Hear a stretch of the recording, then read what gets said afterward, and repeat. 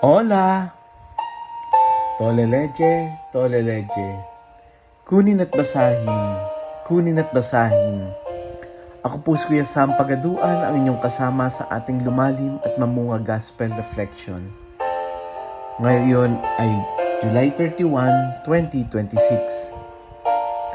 Ang mabuting balita ng Panginoon ayon kay San Mateo, chapter 13, verse 54 to 58. Noong panahong iyon, umuwi si Jesus sa kanyang bayan at nagturo sa kanilang sinagoga. Nagtaka ang mga nakarinig sa kanya. Sabi nila, saan kumukuha ng karunungan ng taong ito? Paano siya nakakagawa ng kababalaghan? Hindi ba ito ang anak ng karpintero? Hindi ba si Maria ang kanyang ina at sina Santiago, Jose, at Judas ang kanyang mga kapatid na lalaki? At dito nakatira ang kanyang mga kapatid na babae, hindi ba? Saan niya natutunan ang lahat ng ito?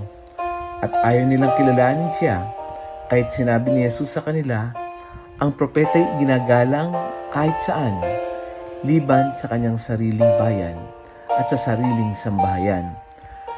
At dahil sa di nila pagsampalataya, hindi siya gumawa roon ng maraming kababalaghan. Ang mabuting balita ng Panginoon. Pinupuri ka namin, Panginoong Hesukristo. Happy Friday po sa inyong lahat. Yung Nazaret, nung panahon ni Jesus ay isang napakaliit at hindi kilalang nayon sa Galilea.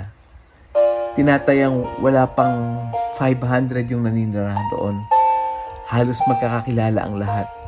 Alam nila kung sino ang anak ni ganito, kapatid ni ganito, at kung anong pamilya ang pinagmulan ng bawat isa.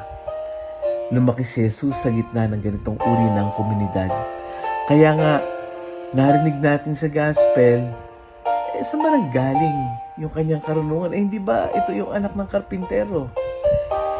Hindi nila itinatangi yung kanyang karunungan. Hindi rin nila itinatangi yung kanyang mga himala.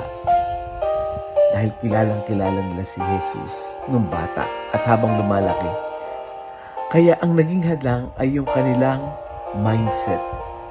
Dahil sa isip nila, imposible ang isang tao na nakita nating lumaki, nakasama natin, ay magiging siya yung ipinangakong Mesiyas.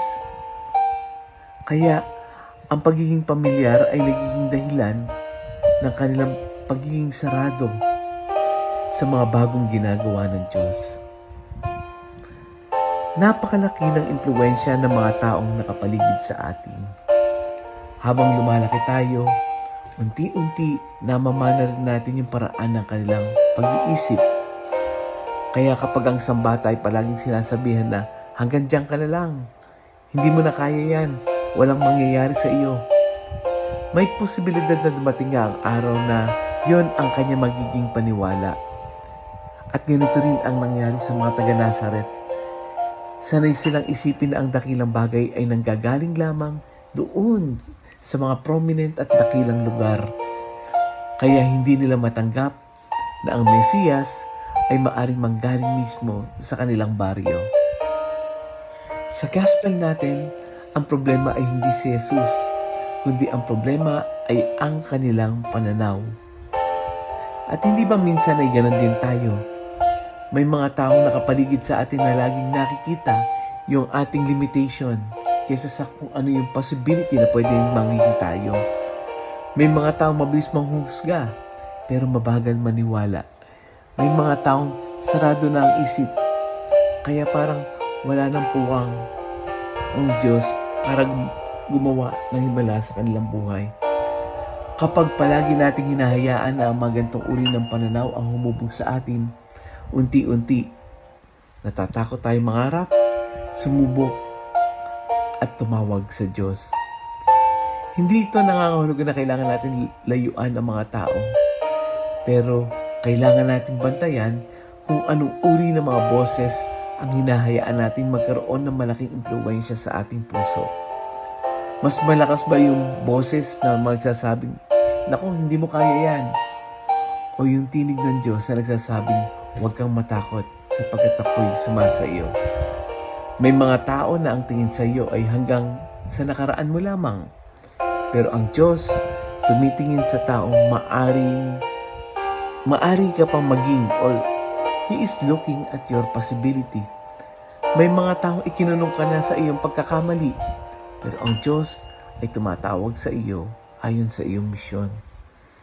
May mga taong sinasabing, you are just an ordinary, pero ang Diyos ay madalas pumipili ng mga ordinaryong tao upang gumawa siya ng pambihirang bagay. Kaya huwag mo hayaang limitahan ng pananaw ng iba yung iyong possibility. Mas piliin nating makinig sa tinig ng Diyos kaysa sa tinig na nagtatanim ng takot, pagdududa, at kawalan ng pag-asa. Let us pray. Lord, maraming salamat dahil nakikita mo yung tunay naming halaga kahit hindi ito nakikita ng ibang tao. Patawarin mo kami sa pagkakataong hinayaang namin ang opinyon ng iba ang mas pinaniwalaan namin kaysa sa iyong tinig. May mga pagkakataong natatakot kaming mangarap, natatakot kaming tumugon sa iyong tawag. Lord, palayain mo kami sa anumang pag-iisip na naglilimita sa aming paglago. Amen. Friends, may kakilala ka bang unti-unting nawawalan ng tiwala sa kanyang sarili dahil sa mga salitang naririnig niya mula sa ibang tao? O baka may isang tao matagal nang naniniwala na hanggang doon na lamang siya, kaya wala na, hindi na siya nag-attempt. Share natin yung audio gospel na ito.